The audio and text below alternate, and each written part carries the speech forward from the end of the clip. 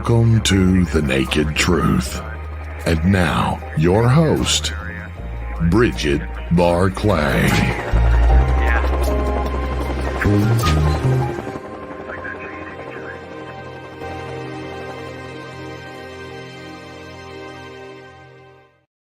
Hello, England, and a very early morning in England, as I always say, because it's 1 a.m. here in the morning for me, and hello to the rest of the world.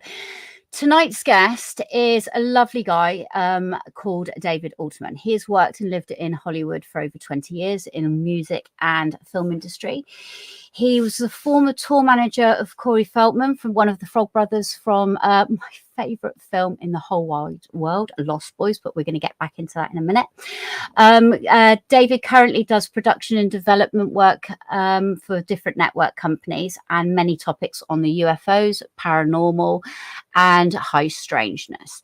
He's a part of the Hollywood Disclosure Alliance, formed in Hollywood for all of the producers, actors, experiencers, so people can log on. The links are all there. He's worked with Steven Spielberg, J.J. Abrams, and he's also appeared in a great documentary called A Tear in the Sky, which is award-winning, along with many people in it, Caroline Corey and William Shatner, and Colonel John Alexander as well. David's experience within the film industry has obviously brought him to this part. And obviously you've got to be very inquisitive, I think, and it just totally drives you. So he's adapted it very, very well with all of this. It's available on Apple TV. It's available on Prime TV and Plex. So I do state for you to watch it. But he's also in development of a series at the moment called Alien Encounters, Fact or Fiction. So I will also be talking with David about Corey Haim and Corey Feldman, because that is something quite crazy.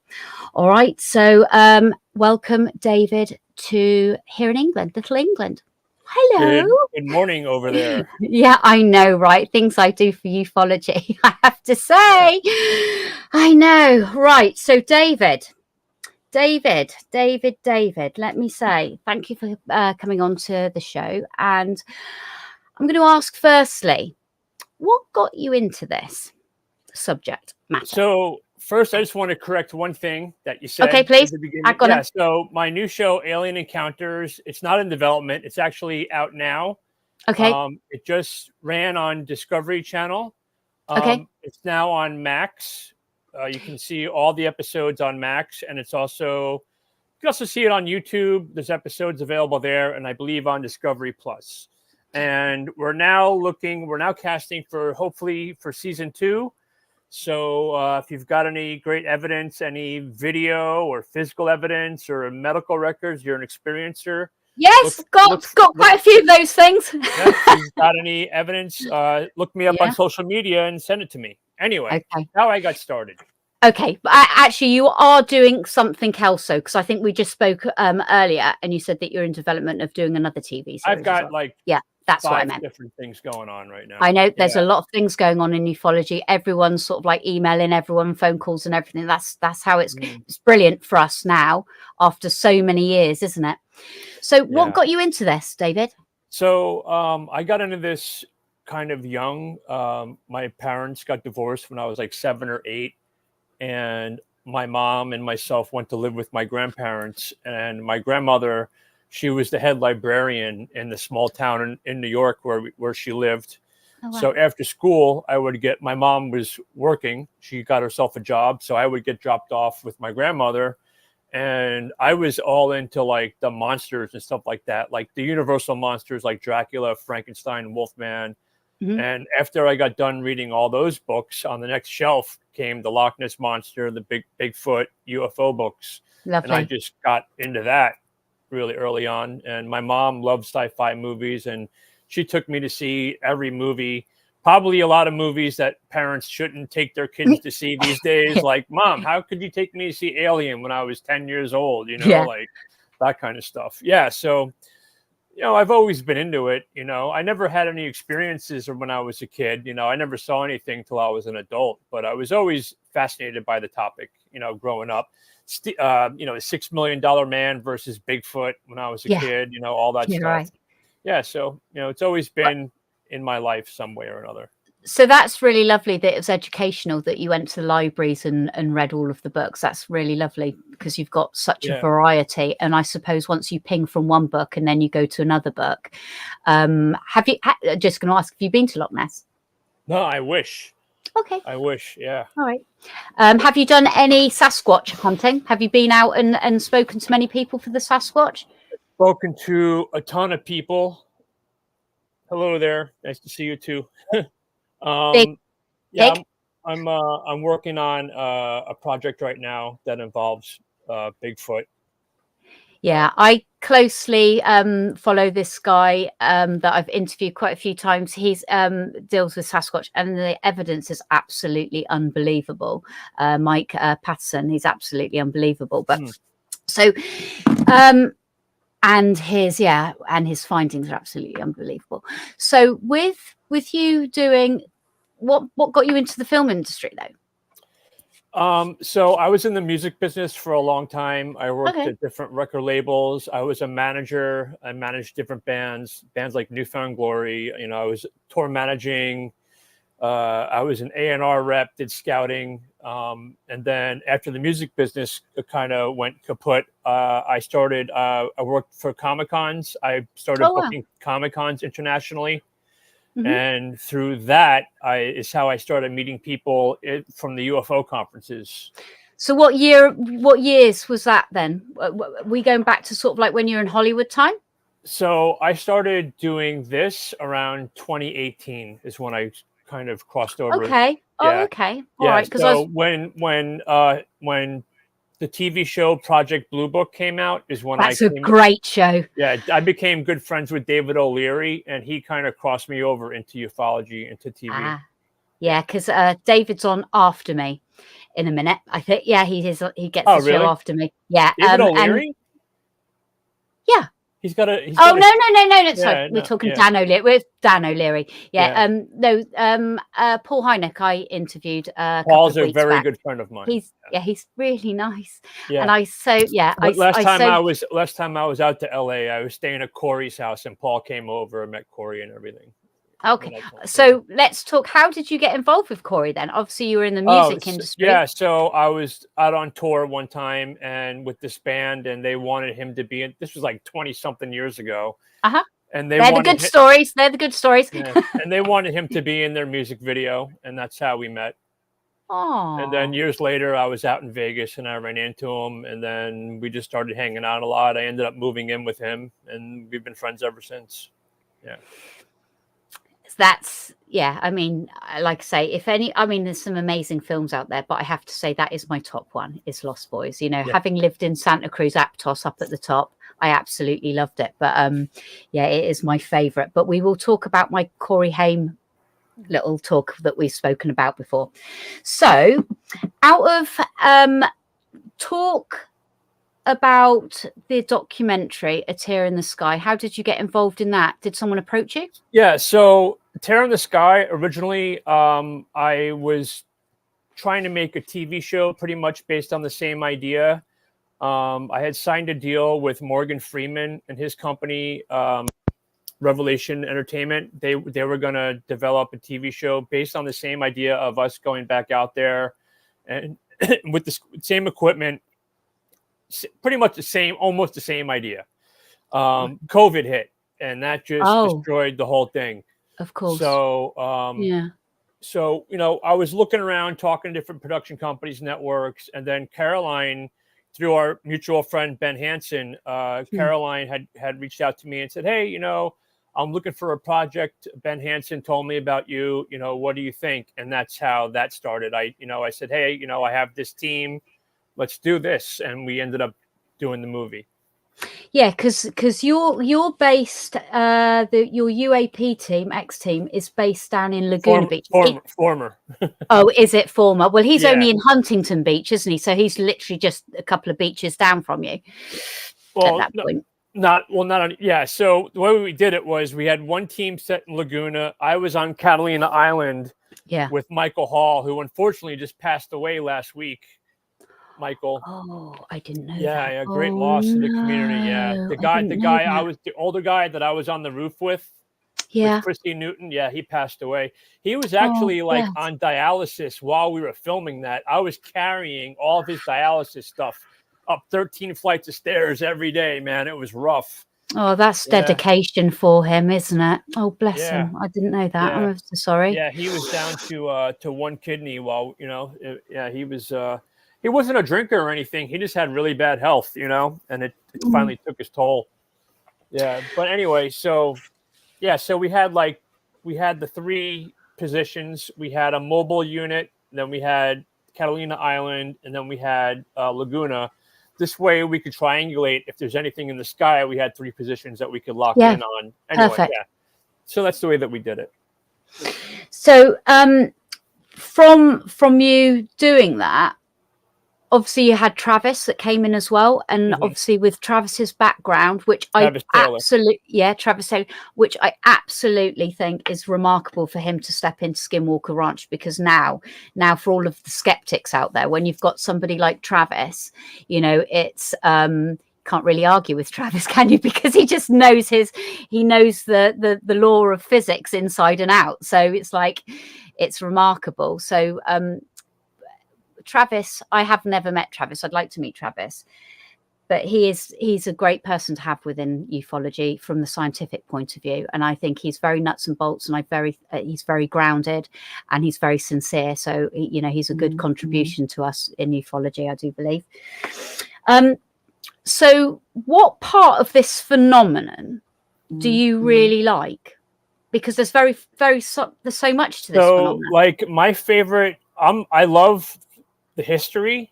I'm really into like the contactee era, the 50s. Yeah, and me too.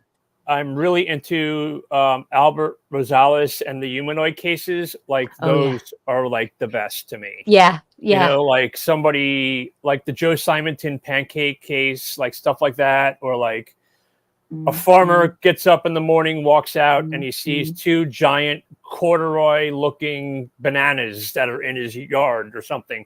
Just those crazy cases. Yeah, and it is the 50s books. It is the 50s books that have them in there, isn't it? I mean, I've got the 73 wave to me was like insane too. I love all that stuff. Because we had the Welsh Triangle, and you had two families there that were having the humanoid cases,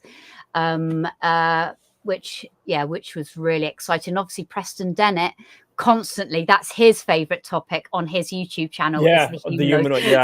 So as soon as he puts it there, like I get so excited when he does that. Yeah, Preston's a good guy. I've hung out with him a few times. He's absolutely marvelous. So have you investigated any of the humanoid cases? Are you going to bring any of that into the TV series, your new TV series that you're doing? I mean, what I can talk about, the new one that I'm working on, yes, that if there is a case like that comes up, yes, we would be able to investigate stuff like that. It's funny because looking back, there is eras for it. It's like we don't hear of those cases now. But if you go, you're right. If you go back to the 50s and to the 70s, the early 70s, they are quite far out there. And actually, especially the Pennsylvania 1973, Stan Gordon, like that whole area, what is it? The Pine? Oh my God, I can't believe my mind's going blank on this. Pine Ridge, is that what it is? There is a Pine Ridge encounter. Yeah, that's right. Yeah, there were one there, wasn't there? Chestnut Ridge. That's what I'm talking about. Oh, right. Okay. Yeah, there was a whole Bigfoot UFO thing going on there in 1973. That was just insane. Weren't they loggers? They were loggers. No. Typical families. They'd walk. One woman, she was in her house and she had all these soda cans out on her back porch. And she heard the cans roaming around. She was like, "Oh, it's dogs in the cans again." She got her shotgun, figured she was going to shoot it in the air to scare the dogs away. And she opened the door, and there was a Sasquatch standing there.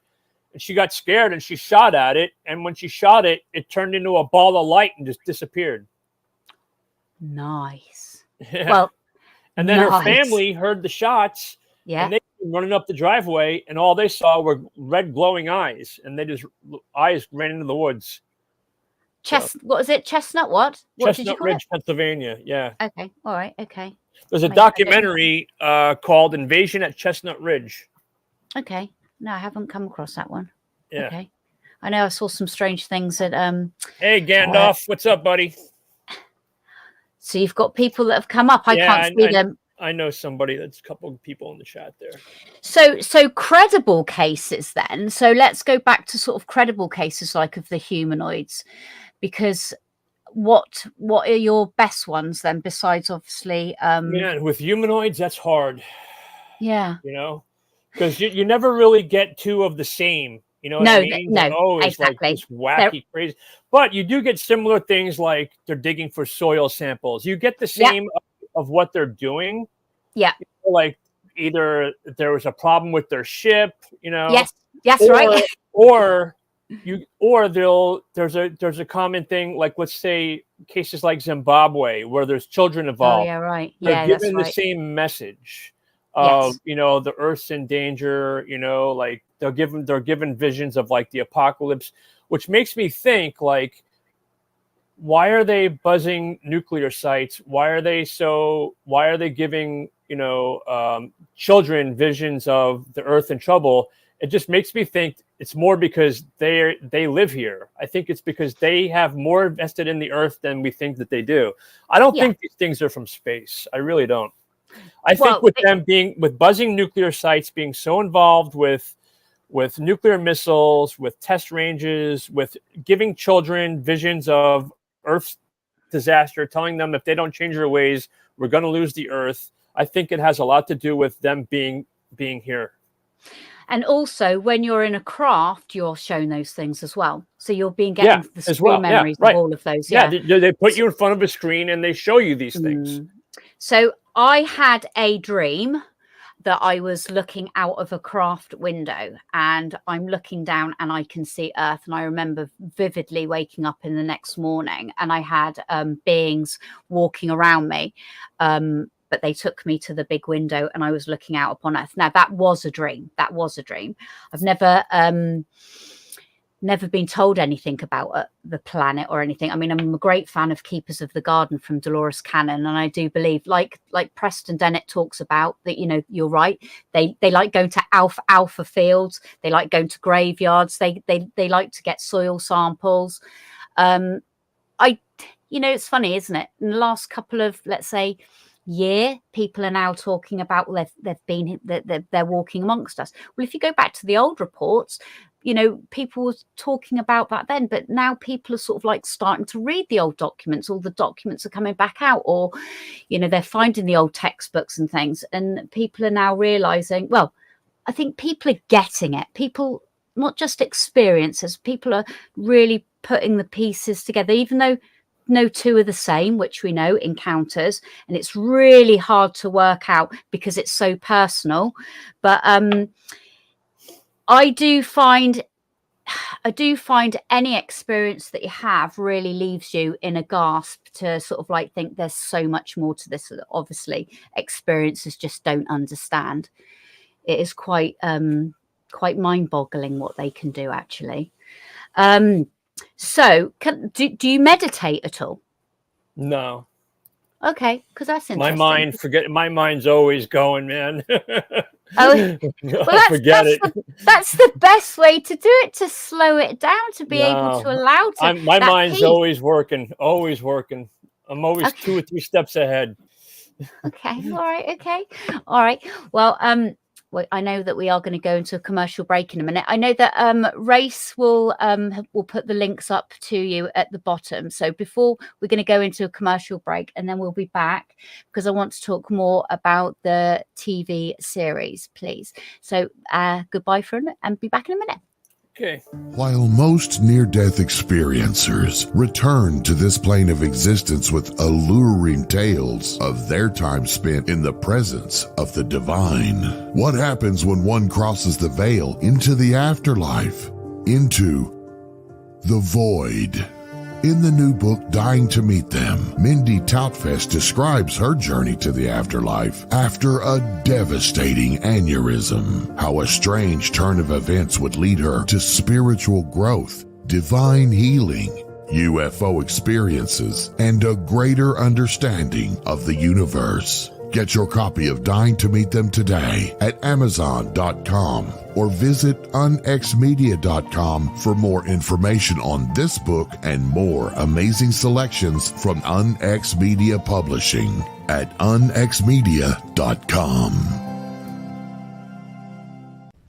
This is Margie Kay, and I'd like to say thank you to all of our KUNX show hosts, staff, listeners, and viewers for making us number one on Paranormal Talk Radio.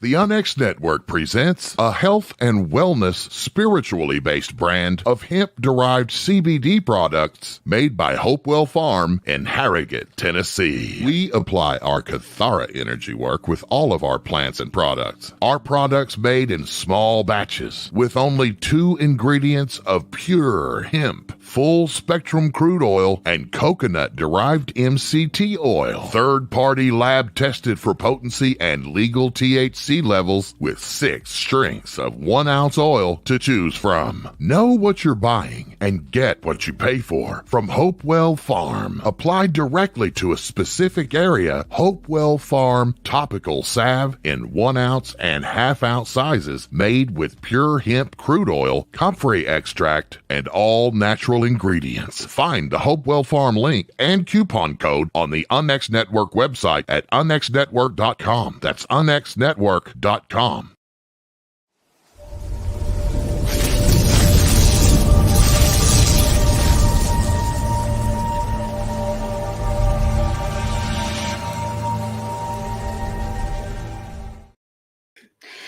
Welcome back to The Naked Truth, and my guest today is David Altman. Thank you very much. I'm just going to say my cat might jump up in a minute. It's got that look in its eye. I had to lock mine out.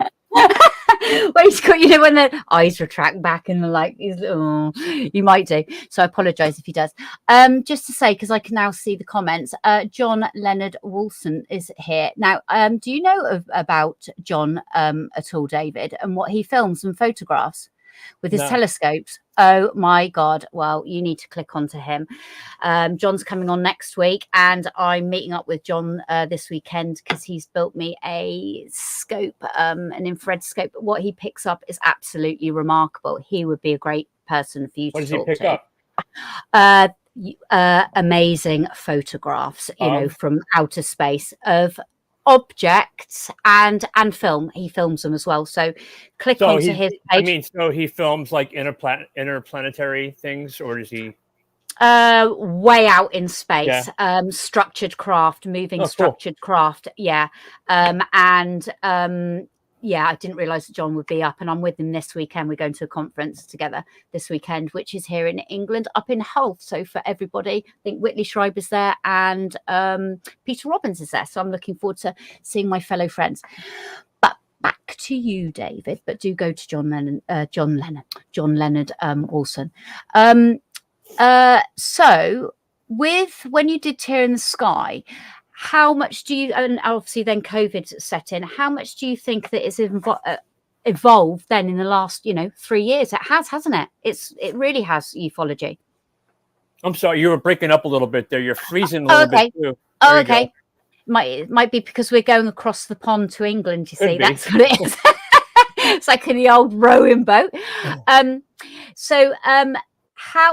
did I say? What did I say? I've totally forgotten now. There you go, because I said it off the cuff. So in when you filmed A Tear in the Sky, obviously ufology has not even more evolved then since the last 3 years. What do you think? How far do you think that this is going to go in the next couple of years for Congress and everything? I mean, I don't know. Do we I know, not that we really care. Do we think that it's very, very, very important that pilots are saying it? To me, what that stuff's happening to me in the background, I just keep moving forward, and I hope what's happening in the background, I hope that something happens, but I'm not counting on it. I just keep living my life, and I hope something happens, just like I always have been. I'm not waging all my bets on that. No, I think the more TV shows that are out there, the more podcasts out there, people have more information. Yeah, exactly. I mean, they're still not ready. Here's an example.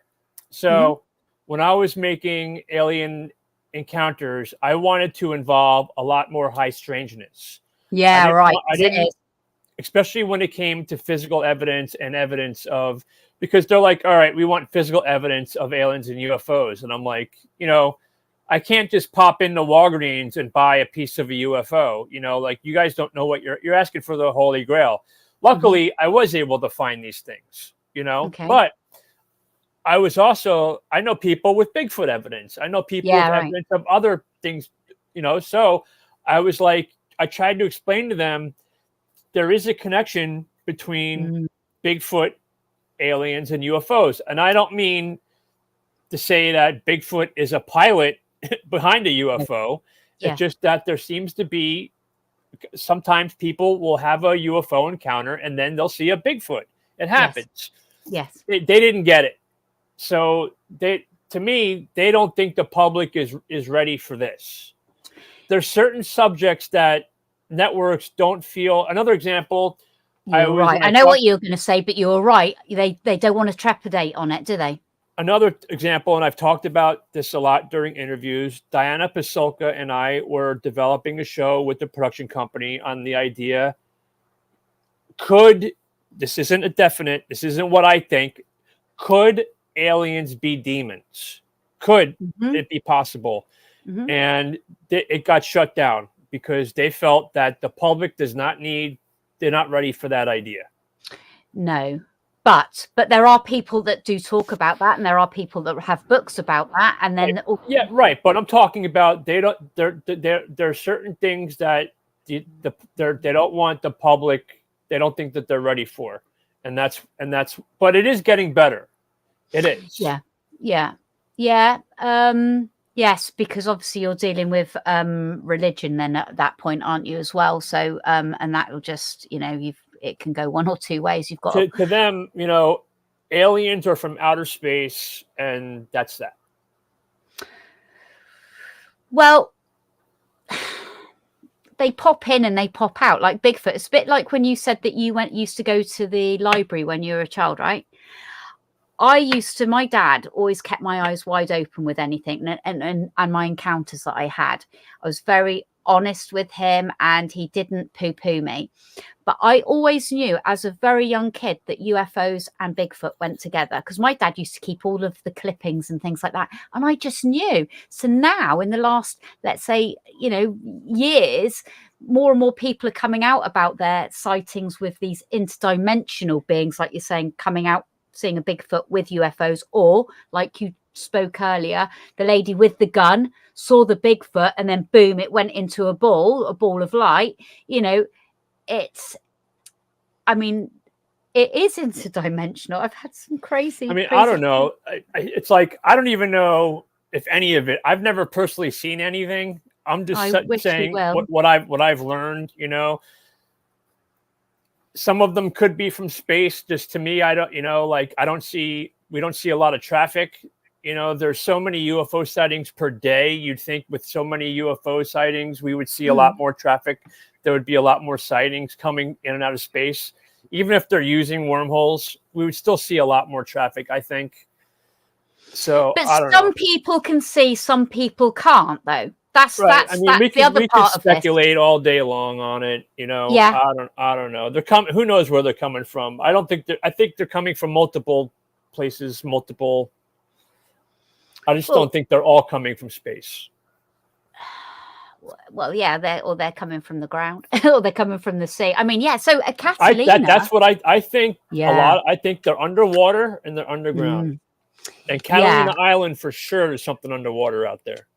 Yeah, and go back to again John, who photographs through the telescope these objects. He's flown over Malta, and it's beautiful blue clear seas, and you can see he's picked up various things underneath the water, very large object. So you should really get in contact with him, or I can Yeah, link you Malta. I together. know a lot. I know some stuff about islands out there in Malta. Yeah, it is meant to be really active as well. So because obviously as well, Preston's done quite a few shows on Catalina. I didn't realize how actually, even when I was living there, he was going to be in the movie. I forget what happened. Okay. I asked him. Hopefully you'll get him to help you with the TV series, because he's just absolutely knows everything on the subject. I thought I did a lot of research for a year and a half nonstop into Catalina before we head out there. I talked to fishermen, boat captains. I became friends with the editor of the Catalina Island newspaper. He sent me, he has so many reports from out there. He wrote 2 books on it. Oh, wow. Yeah. Well, I suppose he's a historian then, because people would go to him and say, of course. Yeah. There's giant buried skeletons buried out there on the island. It's crazy. A lot of cult activity out in early Hollywood. Out in early Hollywood, a lot of cult activity.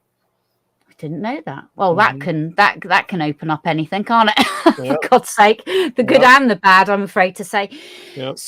So when we first spoke over the phone some while ago, I said to you, which was something really strange, that, well, it's not strange to me, but not strange to many other people, but because of your link to Corey Feldman, I had to say to you about my link with Corey Haim. Now, I don't know that many people say this. I have spoken about it at the conferences a few times, but I find it really bizarre, like, that you know Corey, and I had a UFO sighting on the day that Corey Haim died, and he died, because me and you spoke about this, in Oakwood Apartments, in Glade Avenue, in the Woodland Hills, and that's where I lived when I had my UFO encounter. I lived in Woodland Hills too. Yeah. I lived on Winnetka Avenue. On where? Winnetka. I'd have to think about that one. I don't know. Let alone I couldn't even bloody spell it. But so Corey died on the 10th of March 2010. And that morning I was reading a remote viewing book, and I put the remote viewing book down. It was a Courtney Brown book. Put the book down, went to the window, and there I saw, I don't know, I want to say 5 or 6 silver balls over the other side of the weir, going intelligently, following the tops of the trees. I got on the radio link to one of the staff to come up. He couldn't. So then my boss came up and he witnessed it out of the window, watching them with me. And then I went home, and my ex-husband at the time, said to me that Corey Haim had died. And then I Googled, and he died. If people can get their head around this and the high strangeness behind this, the date that he died, I had a UFO encounter. But where he died was where I went back to after my big UFO encounter when I lived in the Woodland Hills. My encounter happened in Brentwood. Yeah, and I just find that really like a weird little link, because it's a Corey Haim and a Corey Feldman. So I love the fact that you're doing this in ufology. Please just take that back and just say to Corey that, you know, I know someone that has had a UFO encounter, and I feel it as a good thing. See it as a good sign that it happened on a sad day of passing to my favorite film. But well, you just never know. As Jerry Seinfeld says, we're just all raindrops on a windshield, and I feel that we are at certain points in our lives. So what's this new series then? Where are you filming it? Are you allowed to say which one? The new okay, the one that we spoke about quickly before that we came on to here. I'll just say like it's top secret, is it? Southwest area. Okay. I've got 2 scripted shows. I could talk about one of the scripted ones I'm working on, which Dan is involved with. Okay, everyone wants to hear. It's kind of like X-Files meets Jason Bourne. Ooh. And it's kind of based on what's happening in ufology today, though it does focus on history a lot. The main character is kind of like a Ross Coulthard type of guy. He's a journalist trying to get to the bottom of what's happening. There'll be a lot of characters based off people that we know today, like Lou Elizondo, people like Stephen Bassett, the whole gambit of people. There'll be a character like George Knapp. Oh, right. Okay. I was going to say. So it's going to be kind of like a Project Blue Book, but based off more what's happening today, like about David Grush coming out, but with a lot of wicked special effects, making things look cool. Well, yeah. And back to Project Blue Book, I wish they will bring that back because I just love the era of it. I mean, it just absolutely is remarkable. They had it bang on, didn't they? And it's like one of those TV series. I don't mean to cut you off. People didn't understand, like in the UFO community, like that show was not made for them. Like it's made for people that don't know shit about UFOs. Right. Yeah, but it's for everyone that loves UFOs. It was absolutely fantastic. Now, did the guy that played Hynek? Now, in your head, if you close your eyes, doesn't he sound like Richard Dolan? Some of my clients from my Comic-Con agency were on that show as well. Ksenia Solo, she played the Russian blonde. The one. The next door neighbor that was the Russian. She was one of my clients for the Comic-Con agency. That's how we met. Okay. That's how I met David O'Leary. Oh, okay. Yeah. So I met Paul. I met David O'Leary, and then I met Paul Hynek separately without even just a coincidence. It was weird. Okay. Yeah. Where was the Comic-Con in LA? No, so David O'Leary and I went to MegaCon in Laughlin. Okay. Out in Vegas. Yeah, and that's when I first met like George Knapp and Rick Doty and Jeremy Corbell, and that's where I first met like the Nimitz guys. Like that's when I first started working with Kevin Day and Gary Voorhees and all those guys. Yeah. So have you got any of them sort of helping you with anything as like advisors and stuff?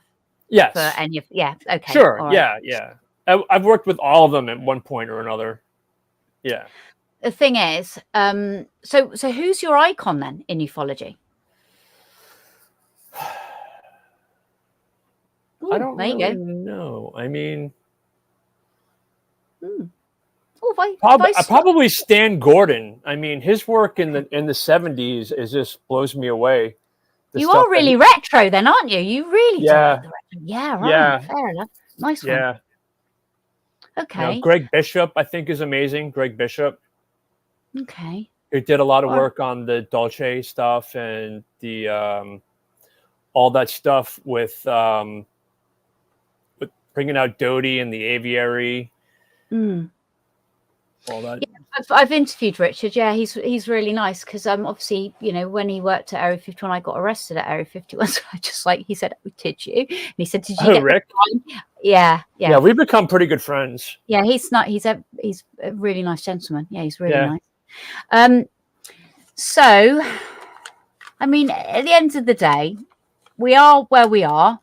I can see it evolving. It evolves daily. I mean, I don't know. I know for you, it's just, how many emails and calls that you get. It's just, it wasn't like this 5 years ago. It certainly wasn't like that definitely 10 years ago. And 26 years ago, I was struggling to even say things to people without them taking the piss out of me. Right. So now it's absolutely amazing that one, I can pick up the phone to you, one, I can pick up the phone to loads of people, and we can just absolutely, contribute and help each other out. But Christ, back then we were all on our own. Even like, let's say, go back to George Knapp when he first went to like the Skinwalkers Ranch and he was a reporter. I mean, he was like an icon back then of just trying to put it in the news segment, and it was unheard of to be on TV on the news, so fair play to him for just continuously doing it. Yeah, he is. George Knapp is really nice as well. Yeah, he's a good friend of mine. I talk to George a lot. I get videos like every day, man. Bigfoot stuff, UFO videos every day. Message to me from all over the world. I know, but there's so much shit out there as well, isn't it? Yeah, that's the problem. I'm like satellite satellite. Yeah, satellite. yeah. Camera lens. And they get so mad at me. They get so mad at me. Like they curse at me for telling them it's a satellite. I'm sorry. Yeah. That's why you need to speak to John Walton. Oh my God, you're in for a treat with him.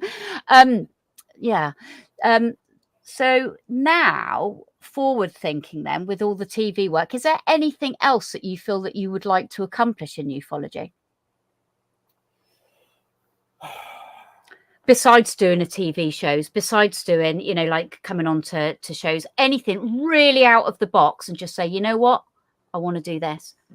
I mean, I'd like to really find some awesome evidence that's going to really, push something forward, something no one's ever seen before. That'd be cool. What do you think about hypnosis then? What do you contribute that to as a part of evidence for personally? Experiences? I've never been hypnotized, so I really can't speak on it. I've heard good things and bad things about it. I'm not the person to really ask. You know what I mean? No, but do you feel that it can? Do you see it as a good thing for experiencers to do to help? Like, because really, I guess it depends on the person that's doing it. Yeah. Oh yeah, yeah. Yeah, I don't really know a lot about it to really speak on it. Because what I'm saying is, would that account for evidence? Because I don't think it is. I don't think so. No, it isn't. I wouldn't bring that to my boss at the network and be like, hey, I would. Yeah, no. Yeah, no, because I've always said this is what I recall consciously, and this is what happened under hypnosis. And I mean, I'm absolutely blessed to have worked with Dolores Cannon for hypnosis and Bud Hopkins. So I know that at least I've done it, and I've worked with the best of the best at the time. I mean, there's various things I'd still like to do, but I'll always say that's hypnosis. It's what my conscious memory or my subconscious remembers. So I don't put that down as that. It's just, but when you've got scoop marks and when you've got markings on your body, that is evidence, Or like any type of medical records, That's like one thing that really bothered me was that there was a few people that I thought would be excellent, excellent people to have on the show. They were telling me that, a lot of people respected them in ufology and they had these great stories and they had, oh yeah, the doctor told me they had this under x-ray, this blah, blah, blah. And they're like, yeah, I wish I had the money to get this tested. And I'm like, all right, well, here's your chance. Yeah. And they would go on podcasts, be like, yeah, I've got this implant and I just need money. I can't afford it to get to the medical. And I'll be like, here you go. And they never answer the phone again. Well, the thing is, Roger Lee used to do all of that for free, So I know, but what I'm saying is like, they would disappear. If you want to be credible, go and do it. Yeah, exactly. Right. So I can't say that they were all full of it. Maybe they were afraid of getting ridiculed. Maybe somebody in their family said, don't do it. Yeah. Maybe they were threatened, but a lot of them, I think, were just full of crap. At the end of the day, they knew that their story was going to fall through and they just didn't want to go through with it. The thing is, you've got so many new people now that are coming out talking about their encounters. You just don't know if it's things that they've watched, they've read, or all of these podcasts. And I find it really difficult to, take in a lot of some of the new things that I hear. And it... people could say that about me. Well, hang on a minute. You've been saying the same thing for, 26 years. But yeah, I'm still having encounters. At the end of the day, you can't, only I know what's happened to me. No one else can take my word for me unless they were there and witnessed it with me. You should have the same story. Why should your story change? Yeah. No, it hasn't. And I always say that when I'm talking about, I'm sorry if I'm repeating myself again, because I always say it's because it is what it is. That's what exactly happened. I can't say it. Yeah, I know, but you don't really hear the same stories happening like you did in the 90s with I was abducted by Greys and they took samples and they gave me an implant and it was like a Carla Turner horror story. You don't hear those anymore. Yeah, no, I've got those are gone. They're gone. Yeah, I noticed that. Right. Yeah, that was what was it? Into the Fringe, isn't it? One of her books. That was absolutely It was like brilliant. 90. I think she passed away in like 97, 98. But like all through the whole like 90 to 99 was that whole decade was all those people saying they were having these horror story experiences, and they just don't happen anymore. It's like Leah Haley, and Carla Turner. Yeah, yeah, exactly. A lot of people. All those people that would go on like Geraldo Rivera and all those talk shows, and they were claiming all these things, and not anymore. No, because now that they're dealing with interdimensional beings, or they're channeling, or it's like, did they get what they came for, or like, you know? Yeah, I mean, they do keep coming back, though. You know, I will vouch for that. You know, so there's a pattern to. Well, there isn't a pattern, but you know, I think if they keep their eye on you right at the very beginning, they're certainly keeping their eye on you. You know, till this present day, definitely. But you have got lots of new people that. I mean, you know, David, there are people out there that have never ever witnessed a UFO, but yet they channel. So, and it's quite remarkable some of the things that they come out with. So it's a bit, you know, it's, you know, to me, I have to see something to be able to believe something. I've seen craft, but I've never seen like a being. Go for it then. Go for it. Tell us your craft. Oh, you can probably, if you could pull up, can you pull up a YouTube video? I've got it on camera. Race can. Race Hobbs, Mork calling Orson. Come in, Orson. Is he there? Is he there? Yeah, he is. Can you do something for David? I'm always here, but I curse in it. Is that bad? I'm sorry. I curse in it. No. It's just the word shit. No, we're allowed to say that. We're not allowed to say the F word. I've been told off by Race many times. So where should I send it to? Whose Facebook? Race. Okay. Why don't you just show it, Dave? Okay. Go down. I can't. It's on my. I can't. Well, I have to send it to somebody. Okay. I'll send it to you, Ray. In private chat. Yeah. It's on my phone though. I can't do it through my laptop. Oh, for Christ's sake! Hey, whatever, man. I'm sending it to you on your Facebook. Okay. There you go, Race. Race is super fast. Race is super fast. He can. I just heard him get upset. What's the matter, Race? La-da-doo. He's a big chap that can take it, exactly. So did you film this at Catalina? No. So I was at my mom's house, and every night I go to take the dogs out, and I live by her house is by Cape Canaveral. So I know what's in the backyard, what's supposed to be in the sky, and what's not. Okay. So sometimes I see these orbs back there, and I always wait to see if I could film them leaving. And I would sit there for an hour, and I never see them leaving because I would be able to tell what they were if they would leave, but they never do. So finally, I walk in the house, and I walk out, and I see this thing. So I go back in. I'm like, Mom, you got to come out and see this. And she's like, if it's aliens, I'm not going out there. So I go, Bless you, Mom. I don't know what it is. So I go out to film it, and this is what happens. So you'll see. All right, let's take a look here. Let's take well done. Well Can you done, see it? You see the light? Yep. Yeah.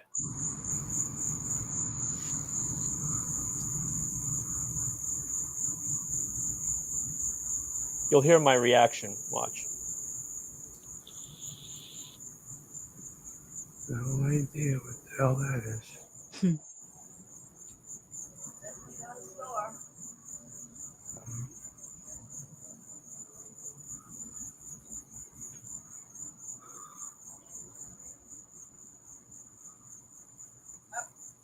Holy shit! It's just gone. Okay. Gone. Okay. So then it came back again, and my mom could see it, and I couldn't. He said, I filmed it. Yeah. Because I've never been able to film them leave before. I'd always sit there, and then it never happens. I get fed up. Happens. I walk in the house. I come out 5 minutes later, and it would be gone. And I'd be like, "Come on, man! I can never film them leaving." They don't film it. They literally could have a camera hanging around their neck, and they won't pick it up and take I finally caught one going away. So I called my buddy. My buddy works at Cape Canaveral. He's the head of security for the launch pad. And I Oh, sent him the right. video. He's like, Dave, I don't know what that is. He's like, I have no idea what that was. That was quite big. I don't It know was what it big. was. It was, and Well- it was low to the ground. Okay, so have you done the distance from where you are at your mum's back No. thing to where you think it is? You want to Oh. watch it again? Have we Let's got watch time? it again. Let me wait a second. Let me make it larger. There we go. I was filming. Oh, bless you. Just a little excited. Yeah, too right.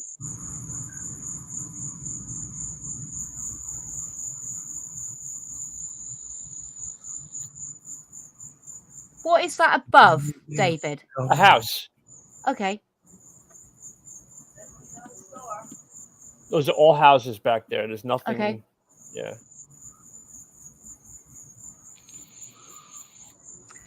So even though your mum didn't want to go and see the aliens outside, I dragged her. did she get? Holy shit! I filmed it. Oh, look at filmed bless it. your I heart. was filming.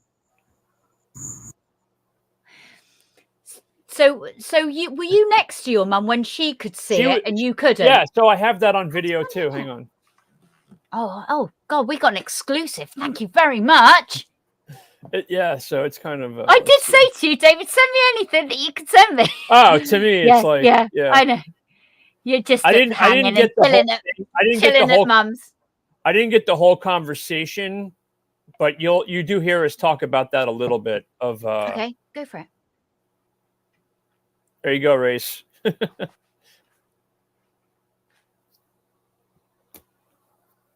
So you're still at the same spot. Yeah. Mhm.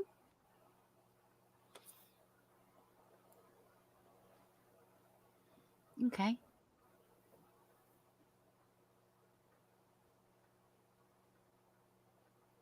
That's part one. Where's Okay. part two?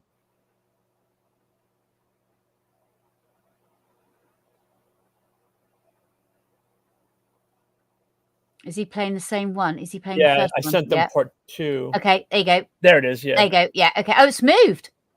It's moved. Yeah. This is when There- it came back. Where's the volume on it? Because you'll hear me say, there you go. That thing just was. And then it went up high because you can see Yeah, it you got in the cloud. Yeah. Grace, can you start it over so you can hear what I say? President Trump sends a thing. Now I see it. See, you can hear me say, now I see it, because I couldn't Yeah. see it for a few minutes. Oh, now it's really bright. And then it disappears again. Yeah, you can see some dense cloud there though as well. Yeah, but that thing was too bright to have clouds. Oh no, covering no, it, no! didn't it? I understand. It's quite whatever. Yeah. It's quite big. That thing just was. Oh, She's like, I'm going in before I get yeah, abducted. that's it. Yeah, that's it. So, going round to mum's for tea tonight. Take the video cam. Oh, so what does it? What? So your mum doesn't like? I mean, she loves what you do. I'm sure, Yeah. absolutely. Oh, But you know, she's saying, "Bloody hell, you're bringing them to me now." Yeah. Oh, I wish my mum was alive to know all of these things, but I know that she's up there and she knows it all happens.